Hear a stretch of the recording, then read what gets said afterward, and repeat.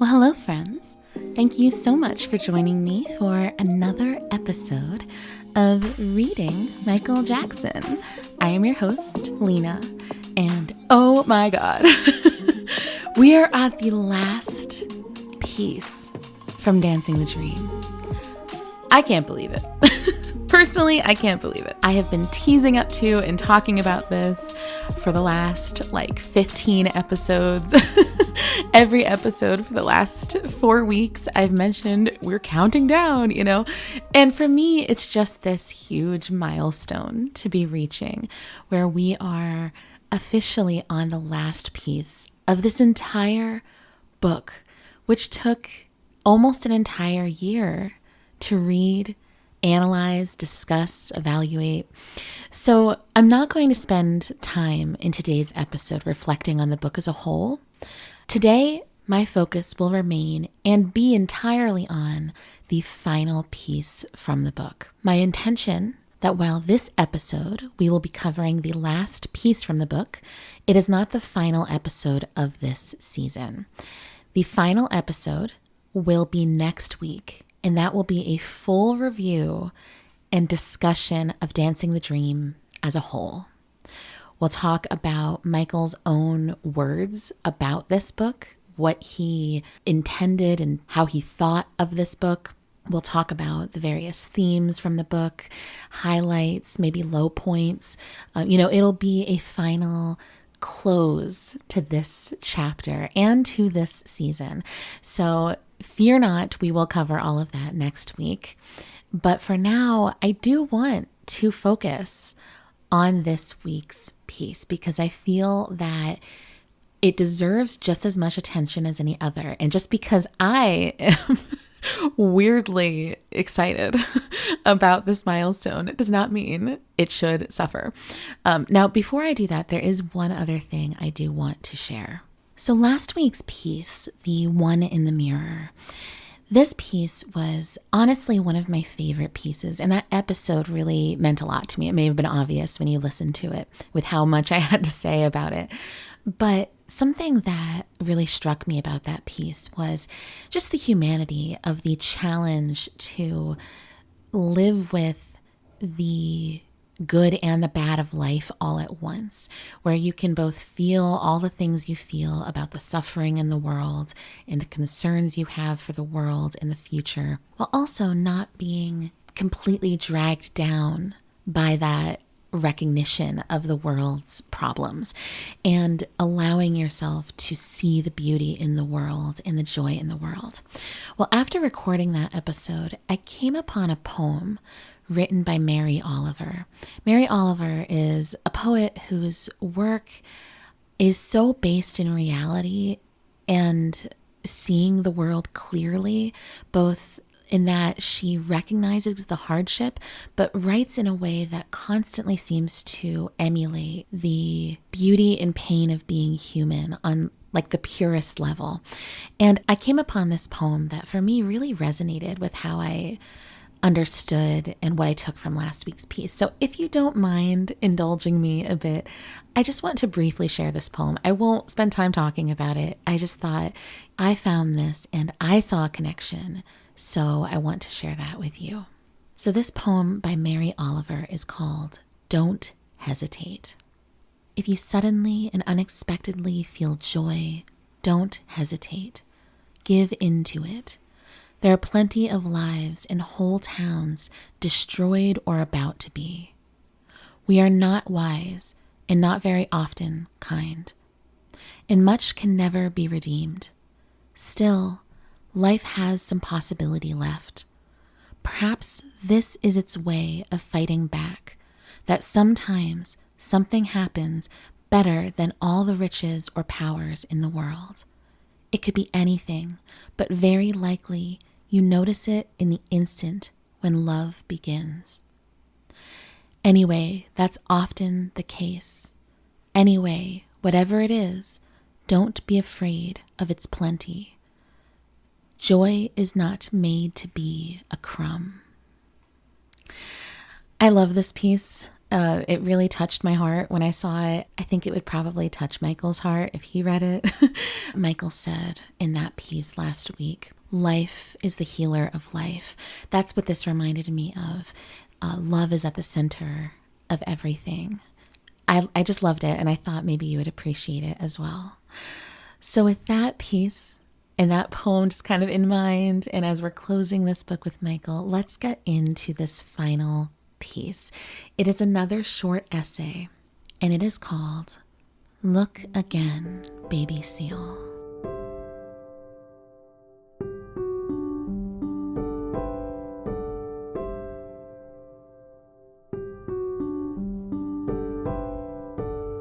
Look again, baby seal. One of the most touching nature photographs is of a baby fur seal lying on the ice alone. I'm sure you have seen it.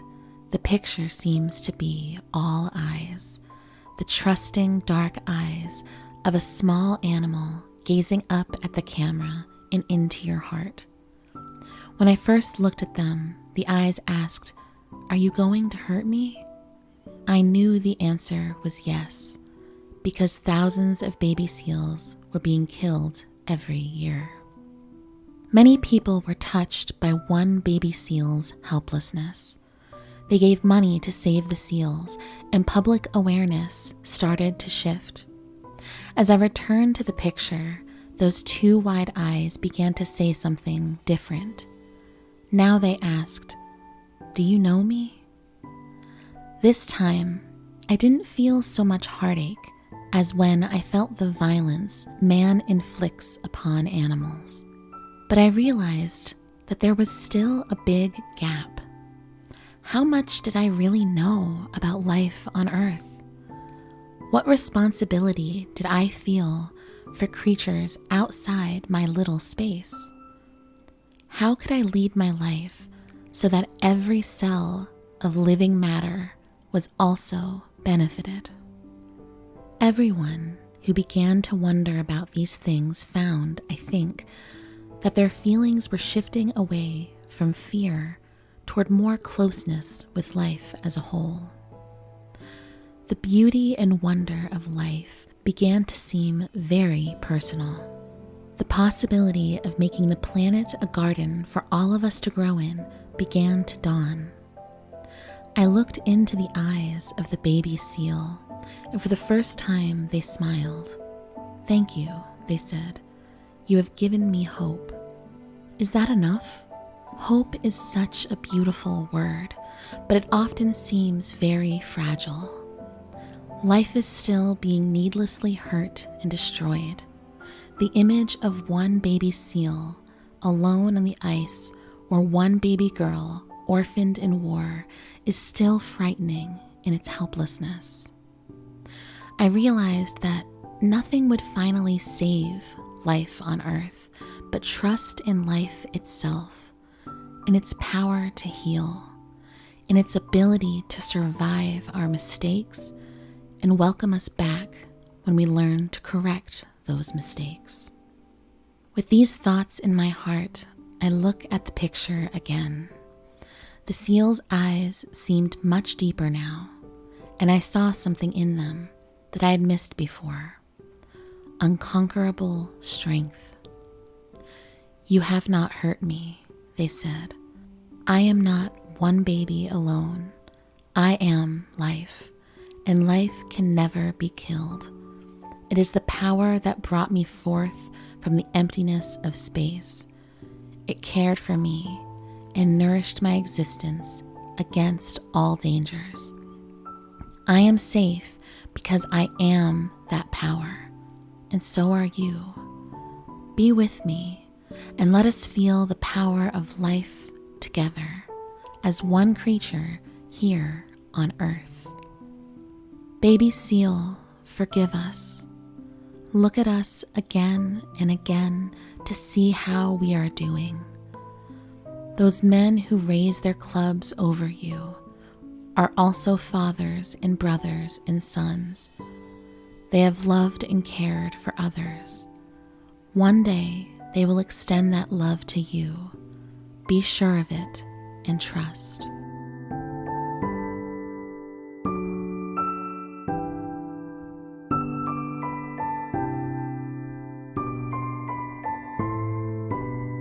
Wow. Okay, so this is one of those pieces where when I get to the end of it, I'm like, oh my God, I am in love with this man. No, in all honesty though, I get to this ending and I'm processing the fact that this is the ending, that this essay is not only an essay that Michael Jackson wrote with all of its sensitivity and curiosity and urgency and love, but also the piece he very intentionally chose to end this collection with. A piece that is as much an invitation to fall in love with life as it is an apology to the earth and the world and the ecosystem that gives us life. I just have so much to say about this piece and this being the ending, because in a certain way, the narrative structure of the book would have ended beautifully on last week's piece, the one in the mirror, because it is calling out that need to look inward and that need to self-reflect in moving through the world. So why did Michael end here instead? Well, one of my thoughts as I'm processing this piece is that to end here instead is to remind all of us and himself that even inner reflection, even personal growth is very small. It is important, but it is not everything, because we alone in our inner worlds, in our personal concerns and struggles, we alone are not encompassing life. Life is all around us, and these elements of life continue around us, and there is a world bigger and broader and more expansive than we can possibly contemplate. So rather than ending on a thought of personal reflection and personal identity and grappling with the struggle to be human, ending on the reminder that there's more to life than simply our experience of being human, you know? So I really love this piece. Gosh, I feel so impassioned and excited about this piece. I struggle to even know how to begin my conversation about it, but I will. So first of all, the drawing in this piece, there's not a photograph of a baby seal, but there is a beautiful black and white drawing of a baby seal. And of course, baby seals are unbelievably adorable. And this made me think of something that it's unrelated to Michael, but it reminded me of something. My mother had a career of teaching science for like decades, and she taught environmental science and ecology as a part of the large overall curriculum that she taught in the life sciences. And I remember her telling me how there are species that are considered charismatic species because they are those animals that humans sort of fall in love with, the animals that make humans care about the environment. Some great examples are polar bears and elephants and koalas, baby seals, any kind of animal that is both adorable, usually a mammal, but of course not always, and that we can in some way relate to, that we feel that is both worthy of being saved and that we desire to save or protect. And this is in no way a fault of humans. I mean, this is, I think, sort of natural, right? Like, how does anyone not fall in love with a baby seal? It's pretty much impossible to look at a little animal like this, as Michael says, with its big, beautiful, wide eyes and this picture of innocence and not want to do something to protect it. And this is why those species will be featured in campaigns about saving the environment or, restoring the Arctic and the rainforests and things. Animals that will draw and pull at our heartstrings are the ones that will get us to do it. Again, it's a natural human thing. But I would also say that And I think Michael would agree, it's important for us to also challenge within ourselves why we tend to be most protective of that life that we find beautiful or adorable, because there's really no reason to suggest that the presence of baby seals in the world is more important than the presence of any other animal or plant or organism that is being destroyed, either through kind of brutal tactics like he's talking about here, or through environmental destruction. I just feel like I had to say that because it was, of course, on my mind. And that is in no way a criticism of Michael for focusing on this baby seal. It's just, I think, an interesting thing to reflect on, how we should try really hard to not let our compassion for animals and the natural world end at those creatures that we personally find aesthetically pleasing, but to use it and use them rather as a kind of window into a larger world that is filled with a kind of miraculousness of life. And as Michael said in his piece many, many weeks or months ago, his piece Childhood, the entire world abounds in magic, and it's not just those adorable creatures. Anyway, let's move on. So going through the piece itself, I want to resist reading too much of it again because I do think it's a little bit more difficult to do that with an essay than a poem.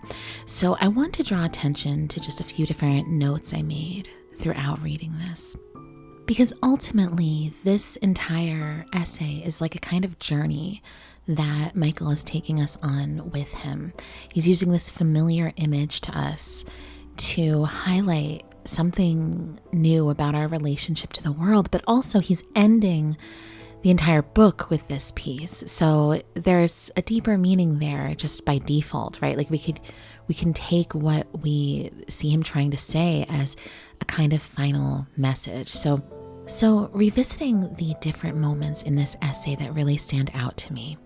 Of course, in the first paragraph, we see Michael looking at this photograph and commentating on the depth and sensitivity and beauty of this little baby seal's eyes. And he says, "When I first looked at them, the eyes asked, 'Are you going to hurt me?' I knew the answer was yes, because thousands of baby seals were being killed every year." And I find this really painful, but also really touching because on one hand, obviously it's highlighting a sad reality. But on the other, I think it's interesting that Michael reads in the eyes of this baby seal, "Are you going to hurt me?" This kind of innocent helplessness. And that his answer, his immediate thought is yes. And it's not to divert the responsibility to someone else. It's not saying, yes, those people will, but I wouldn't. Or yes, these horrible corporations, or yes, these horrible hunters, or whatever, he's claiming is responsible here. And I find that phrasing interesting because he didn't have to write it in such a way where the answer is, yes, I am going to hurt you. Like, what I appreciate, I guess is what I'm saying, is that I feel like in his answer and phrasing here, he's sort of taking responsibility for the whole of humanity. And I find this interesting because it's much easier to imagine seeing us all as one when we're looking at the beautiful things in the world and the things we want to save and care for and the love we have. But it's much harder to say we're all a part of the bad stuff too. Like we can't pick and choose when we feel that we are a part of the system or not.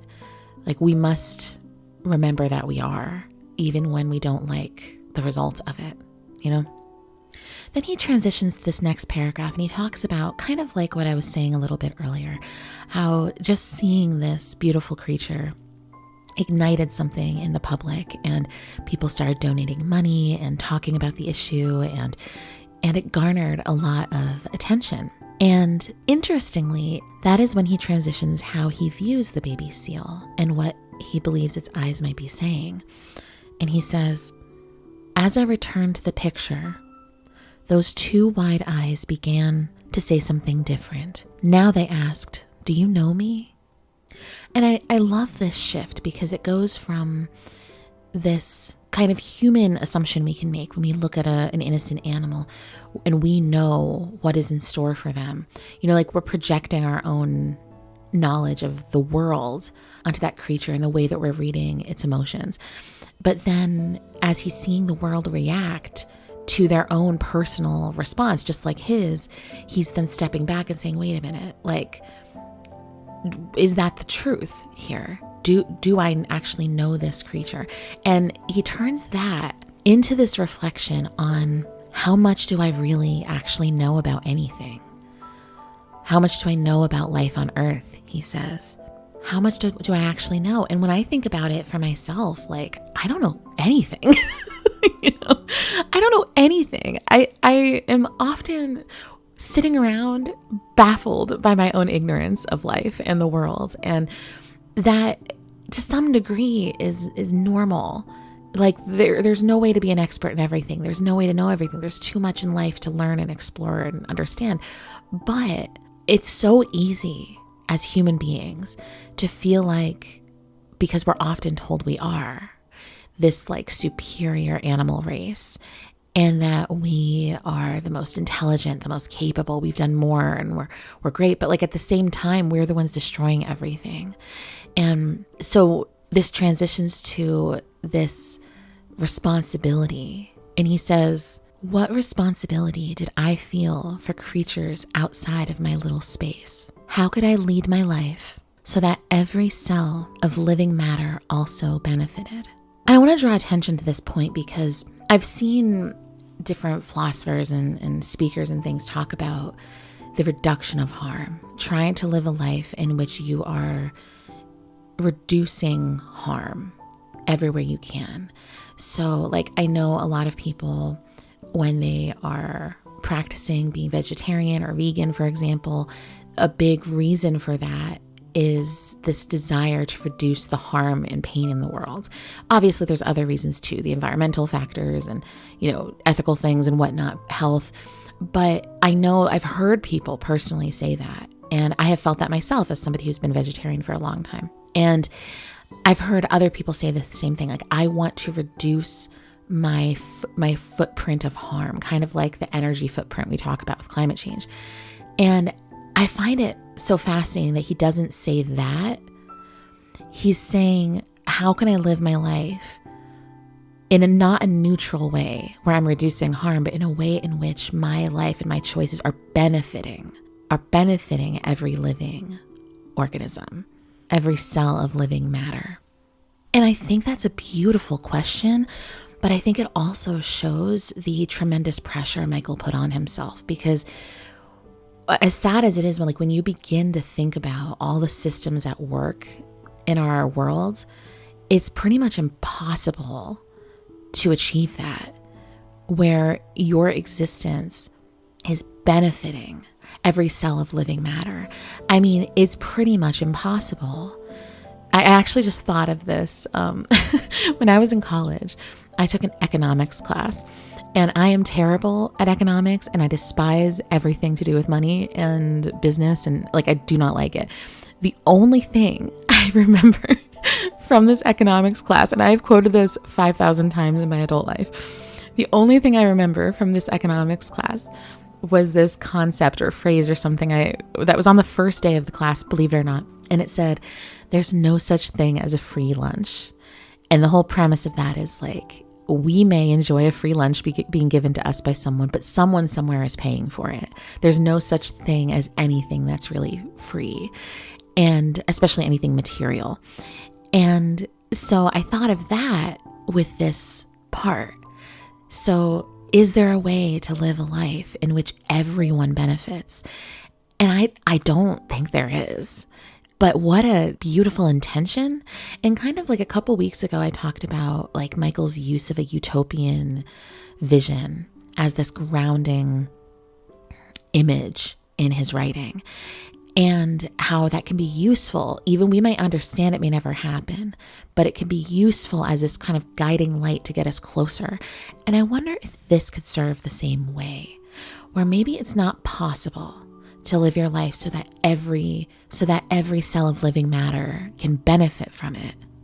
But maybe it's possible, if that is your goal, to not only be neutral, not only reduce harm, but to instead benefit everything around you with your presence, with your choices, then that's a beautiful start. It just seems like it might drag people down a little bit if they tried too hard to do it, because I don't know how it's possible. And I won't get into all of the reasons why, because I love the idea and I love that he distinguishes this. And I think it's one of those moments that's kind of a window into his heart, the way he thinks. Most people accept harm as a part of life that cannot be avoided. But Michael doesn't seem to accept that, or he seems to want to dream of a situation in which things could be really different. So continuing on, he says that as people had these thoughts and reactions to this photograph, it started to make people feel closer to this creature, to the world. It made everything feel more connected and made them care more. And so he says he started to shift his own narrative to thanking this little baby seal, because this little baby seal gave him hope and was giving hope to everyone. I thought this was really a sweet part. Again, very interesting to think that it could have this universal effect on people. And I do think to some degree it's just so easy to not think about things that you don't see in your daily life. Like, it is easy to forget the existence of a little baby seal until you're reminded that it exists again. It's easy to forget the existence of all these beautiful creatures and plant life and animal life and, all the systems at work here. It's easy because we don't. I mean, how many of us spend most of our lives indoors every day and have to actively seek opportunities to go outside? How many of us spend our days sitting at a desk, So I can see how just being reminded in this little flash of a photograph, like the rest of this world exists right now, would create this universal wholeness. But I like that he talks about it as hope, and he questions if hope is enough. He says hope is such a beautiful word, but it often seems very fragile. And anytime I read about hope, I think about Barack Obama. And I'm not going to say a lot about this, but in 2008, when Barack Obama was running for president of the United States, his whole campaign was centered on hope. And that was kind of an association a lot of people had with him throughout his presidency. And so last fall, I was watching some different Barack Obama speeches, and I can't remember if it was a more recent one, because I feel like it was, but it may have even been very old. I can't remember, but he had said this quote where he's talking about hope and the necessity of hope. And he said that hope is slaves singing songs around a campfire, dreaming of a better life. And I mean, just even saying that to you now, I'm like, I have chills all over my body and I want to cry. Like, it's just such a beautiful and incredible way of defining hope. And so when I think about what Michael wrote here about hope and its beauty and its fragility, but then he asks if hope is enough, I think about a quote like that and I think hope is what sustains you and keeps you going, but it's not necessarily the thing that makes the change. It's the thing that keeps you going and keeps you striving, but the actual change, has to come from somewhere else in many cases. And I don't know, I guess I always think about that quote because it was so powerful to me. But ultimately, even in the greatest moments of hope, when suffering is still so continual, on some level, we need something more to be done. And so he says that nothing would finally save life on earth but trust in life itself, in its power to heal, in its ability to survive our mistakes and welcome us back when we learn to correct those mistakes. So the hope can carry us through the belief it might be better. But ultimately, this lesson, what he's saying here, is a kind of grace, an opportunity to correct it, an opportunity to be wrong and learn from your mistakes. I was talking to a friend recently about the decision whether or not to have children in a world where there's great suffering. And we both agreed in our conversation that to have children, despite being very afraid of the future, is a kind of celebration of hope and faith and belief that life will go on and will continue and we will get it right at some point. And it's like a willingness to gamble on that. And I know people may not agree with that, and I completely understand opposing perspectives on that, but it just makes me think of this right now. Beyond the hope, there's this sense of grace, of this belief that there will be opportunities to learn and correct and make things right again. And so then in the last full paragraph, he reflects once more on the baby seal. And what he sees now, instead of this helplessness, is this kind of unconquerable strength, as he calls it, saying, "You have not hurt me. I am not one baby alone. I am life, and life can never be killed. It is the power that brought me forth from the emptiness of space. It cared for me and nourished my existence against all dangers. I am safe because I am that power." And I just have to comment when he says, "You have not hurt me. I am not one baby alone." My heart swells with, I don't know, it makes me melt to describe this little baby seal looking up and saying, "I am not one baby alone." I don't know. I can't explain it. It just makes my heart like swell with love and pain and sadness and sweetness. I love that this all came from his mind. Anyway, it's very sweet to me. But this idea of the impenetrable power of life that will continue, kind of like what I was just saying about, faith in the future when you have children, and this belief that things will continue on, and this faith in life. And this actually whole thing sort of reminded me of the piece from, oh my gosh, so long ago, When Elephants March, I think, or maybe The Elephants March, from much earlier in the book, like several months ago, I think. And in that piece, he's reflecting on the wisdom of elephants and what they can teach us as humans that we don't understand yet. And I see that mirrored here, where there's this wisdom of this little baby seal. I am not a baby alone. It's so sweet. This wisdom that can tell us something about the semi-permanence of life, and how while individual lives and life overall may end, the continuation of life will not, because it has already survived so much. It's an interesting direction here, because so much of this book, there is this urgency about caring for the planet and caring for animals and creatures. And it's interesting for me to end here with this idea that like this world will go on, and I don't think that's in any way contradictory to what he said elsewhere about like we need to do things to protect the world, but more as a humbling for us as humans. And I think that really is made clear in these final lines here. He says, "Baby seal, forgive us. Look at us again and again to see how we are doing. Those men who raise their clubs over you are also fathers and brothers and sons. They have loved and cared for others. One day they will extend that love for you. Be sure of it and trust." Oh, that's such a powerful ending. It's such a powerful ending on this essay. It's a powerful ending of this book. Baby seal, forgive us. Look at us again and again. Give us a chance to change, basically, and see that if there is love here on this earth between people, then there is capability of love being shown outward too. And that is talking about hope, right? Looking at the people around us who do harmful things and recognizing that there is love inside of those people too. And that where there is love and where there is care, there is the prospect of more growing. This idea that we are all capable, even the people that do the worst, most violent things, or these atrocious things like hurting this baby seal, for example, those people have love inside of them.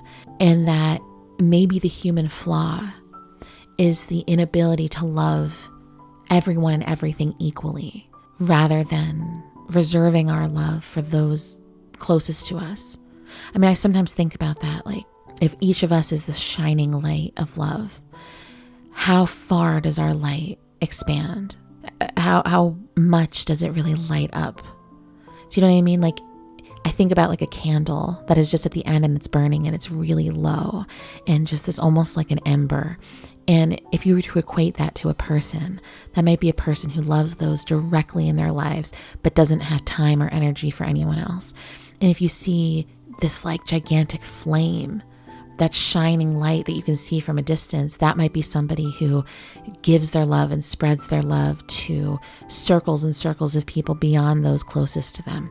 And which kind of light do we want to be? Which kind of person do we want to be? Person who can love and care for those closest to us but would harm others, or the person that, like Michael's idealistically, yes, but beautifully suggesting he'd like to be, a person who makes choices that benefits everyone and everything. These are two extremes, of course, but I just think that ending is stunning. I don't know, it's interesting. As I'm thinking about this, I'm talking through this, I'm reflecting on it more, and there's such wisdom in this piece. This might be one of my favorite pieces from the whole book, actually. The more I'm reflecting on it, there's so much wisdom in this piece. I mean, just to follow his journey from the beginning, he's looking at this little animal as a victim and he wants to help. And then he's reassessing that. I mean, how many people, once they have those thoughts of wanting to help and they kind of feel sorry for this creature, how many people's thoughts go that much beyond it, where they're philosophizing on what does my pitying this creature say about my lack of knowing anything about life? And what am I actually doing to not only help, but benefit other creatures? And what exactly is it about this baby seal that makes us all care so much? And that thing is hope, but what about the limitations of hope? So what comes after hope? Grace. Like this whole trajectory of thought in this literally a 5-paragraph essay. This whole trajectory of thought is so miraculous to witness in such a short piece. And to be at the ending of this book, to end on such a strong note, such a strong piece, I'm so touched by it. I just want to read the final lines again about the men who raised their clubs and hurt that baby seal. They are also fathers and brothers and sons. They have loved and cared for others. One day, they will extend that love to you. Be sure of it and trust. That is both hope that it's true, but also a belief that it is true. That's faith. The faith, like he says earlier, realizing that nothing will fix life but life. Nothing will heal life but life. And life returns to this question of love and care. Oh, it's just... Oh, it's making me feel so much. And I can't believe this is the last piece of Michael's I get to analyze from this book. I'm so touched. I don't even know what else to say. I could keep saying things, but this has already been a pretty long episode. But I just want to say I have gained so much from this book. I'm going to reserve a lot of my comments about that until next week. But I've gained so much from this book. I've gained so much from this piece. And I'm going to be thinking about this piece the rest of my day. And honestly, I might reread this book now that I just finished it. I might start rereading it again. I don't think I'll have time to reread it before I record the final episode of this season, but gosh, I would like to, because there are so many pieces. And as you have likely made note of the last couple of weeks, I'm intentionally finding connections between the piece I'm reading and other pieces from the book. And I think that's very intentional, but I also think it's now kind of coming to fruition for me, all of the things I think Michael was really trying to say. So we're going to talk about that and so much more next week in our final episode. In that final episode, I will be reviewing the book as a whole. We'll be talking about themes from the book, favorite pieces from the book. We will discuss Michael's own words about this book, other fans, what they say about this book. So I want, and I'm hoping for a pretty inclusive and interesting episode that will really wrap up and tie a nice little bow on our year of reading and discussing Dancing the Dream together. So I look forward to that. I look forward to talking with you again next week. I cannot believe it. We have finished this book. I'm literally right as we speak, I am closing. I don't know if you heard that. I am closing the book. We will return for one more episode, but for now, I want to thank you for reading this book with me this year. Whether you were reading along or just listening to me week to week talk about it, thank you so much for being a part of the journey with me. Again, we'll speak next week in our final send-off to this book and to this season. So with that said, I hope you all have a wonderful week and weekend, and I will talk to you all soon. Take care.